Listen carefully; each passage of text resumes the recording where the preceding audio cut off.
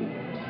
Dari hasil penelitian yang didapat bahwa sudah ada rancangan peraturan presiden dan dalam bentuk naskah akademik yang mengatur secara spesifik mengenai pengungsi dan belum ada tahap lanjutan untuk legislasi ke DPR.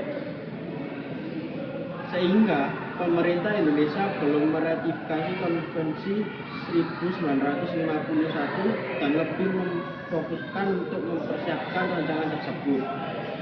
Pengungsi 1951 yaitu karena konvensi tersebut Indonesia mengikatkan diri kepada Konvensi 1951.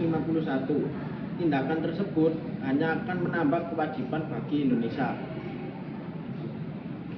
Sementara manfaat dari ratifikasi konvensi tersebut masih diperdebatkan.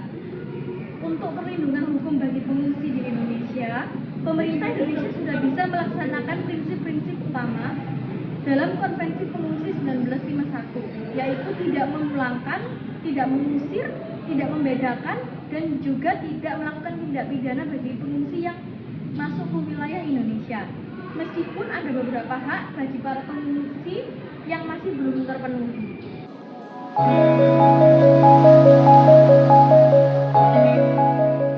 Konvensi 1951 merupakan titik awal dari setiap pembahasan mengenai persoalan pengungsi.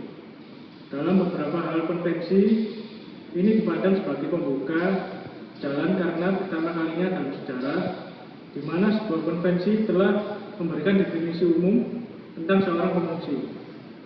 Definisi pengungsi dalam Konvensi 1951 ini adalah seseorang yang merasa ketakutan karena beralasan ras, agama, kebangsaan, keanggotaan, kelompok sosial, dan keanggotaan partai politik tertentu. Dalam artian, seseorang ini memutuskan terpaksa karena dengan rasa takut yang berdasar dan mengalami penindasan atau persecution. Rasa takut yang berdasar inilah yang membedakan pengungsi dengan jenis migran lainnya.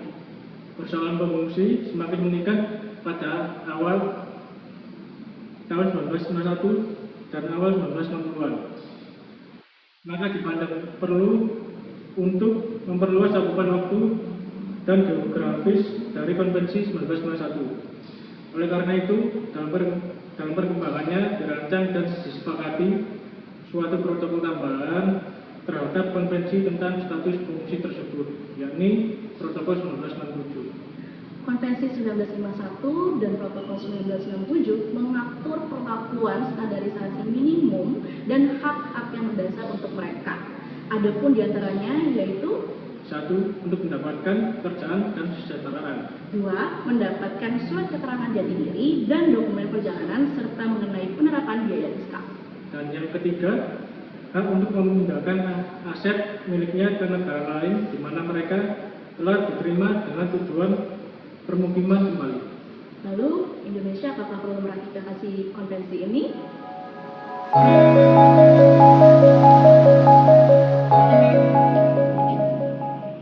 Status Indonesia yang hingga saat ini belum menjadi negara pihak Konvensi Pengungsi 51 dan Protokol 67 membuat Indonesia dalam menyikapi permasalahan pengungsi yang ada di wilayah Indonesia terbatas.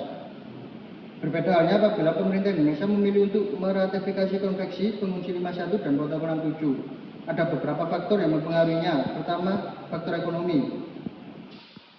Adalah suatu aspek yang paling penting untuk keberlangsungan dan kemajuan suatu negara. Indonesia sebagai negara yang memiliki status sebagai negara berkembang, tentunya perekonomian yang ada di Indonesia juga belum sebesar dan sebaik negara-negara maju yang ada di Eropa. Persoalan-persoalan domestik yang ada di dalam Indonesia sendiri masih sangat banyak dan kompleks. Angka kemiskinan serta pengangguran yang banyak mewarnai daftar persoalan domestik Indonesia yang hingga saat ini masih belum bisa diatasi dan tuntas. Dengan secara tidak langsung bertambahnya penduduk Indonesia tersebut akibat dari adanya pengungsi yang menetap di permukiman di Indonesia menjadikan beban Indonesia untuk mensejahterakan orang-orang yang ada di Indonesia pun bertambah. Namun ideal hal yang tersebut dapat diseimbangkan apabila pengungsi yang ada di Indonesia memiliki kewajiban untuk membayar pajak ke negara selayaknya penduduk Indonesia asli atau natif. Faktor kedua ada faktor keamanan. Hambatan lain yang akan dihadapi oleh pemerintah Indonesia apabila memilih untuk meratifikasi Konvensi Pengungsi 51 dan Protokol 67 adalah hambatan keamanan.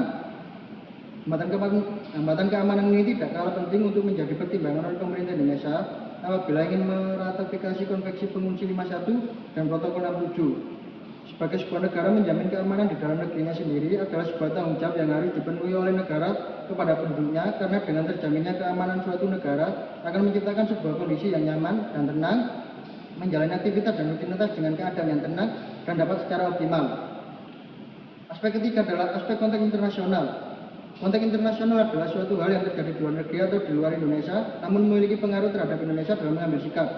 Dalam hal ini adalah relevansinya dengan belum diratifikasinya Konvensi 51 dan Protokol 67 tentang pengungsi. Konteks internasional juga menjadi salah satu hambatan dan alasan pemerintah Indonesia belum meratifikasi Konvensi Pengungsi 51 dan Protokol 67 dan menjadi negara pihak dari konvensi tersebut. Baik, jadi menurut kelompok kami sependapat dengan pemerintah bahwa Indonesia masih belum perlu meratifikasi. Dilihat dari pasal 17 hak atas pekerjaan, angka pengangguran tinggi dan pendapatan per kapita masih rendah di Indonesia. Pasal 22 hak atas tempat tinggal atau perumahan, masih banyak rakyat Indonesia tidak memiliki rumah yang layak huni. Pasal 22 pendidikan umum, masih rendahnya standar pendidikan terutama di daerah-daerah. Pasal 24 jaminan sosial, masih tingginya angka kemiskinan dan rendahnya tingkat kesejahteraan. Sekian dari kami. Wassalamualaikum warahmatullahi wabarakatuh.